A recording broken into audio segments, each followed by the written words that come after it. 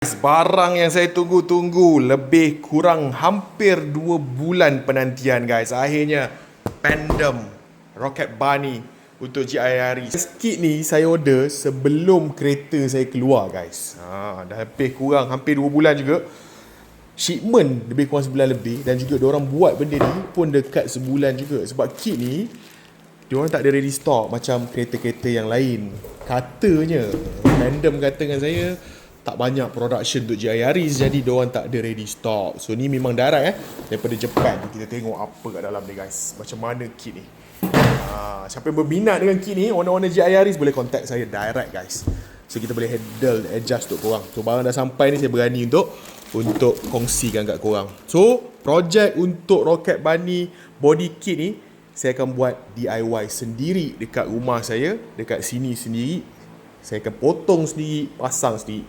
Korang kena follow YT, korang kena follow TikTok saya untuk tengok macam mana update projek GIRE ni guys. Jom kita keluarkan satu-satu dia punya part.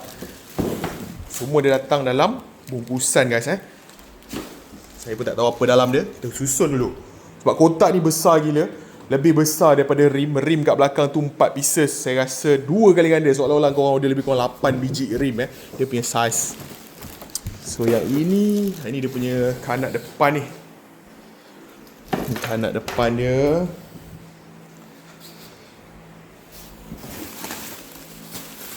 Ini dia punya diffuser kiri kanan. Dia punya side skirt kiri kanan.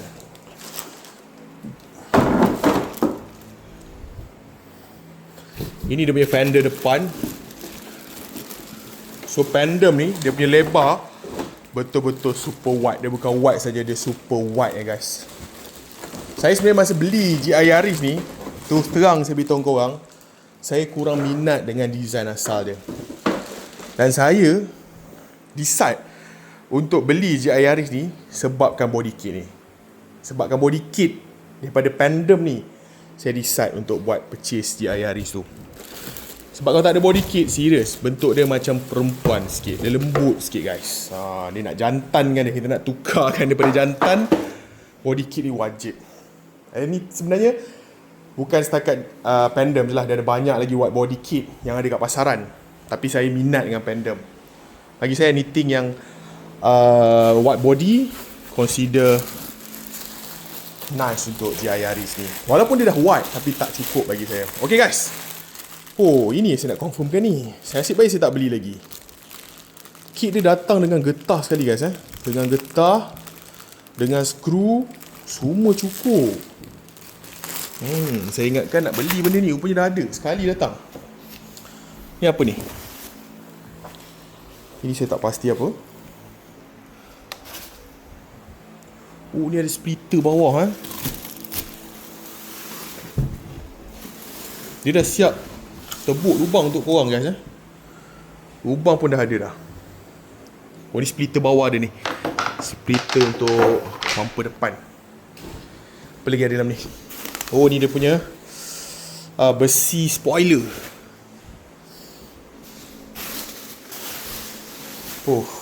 Settle. Ni saja dalam kotak ni. So ni lah dia punya kit untuk GIRE.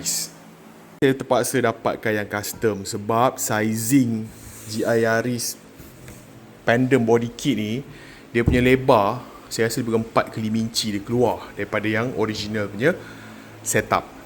So rim memang kena special order. Saya dah cari dekat Jepun, dah cari yang ready made, tak ada yang boleh support body kit ni. So ni adalah rim dia, warna putih. So korang kena follow guys, tengok apa hasilnya. Okay, itu saja update untuk hari ni. Jangan lupa sentiasa follow, like dan share untuk dapatkan update seterusnya. Thank you guys. Assalamualaikum. Ada stiker lah guys, baru perasan.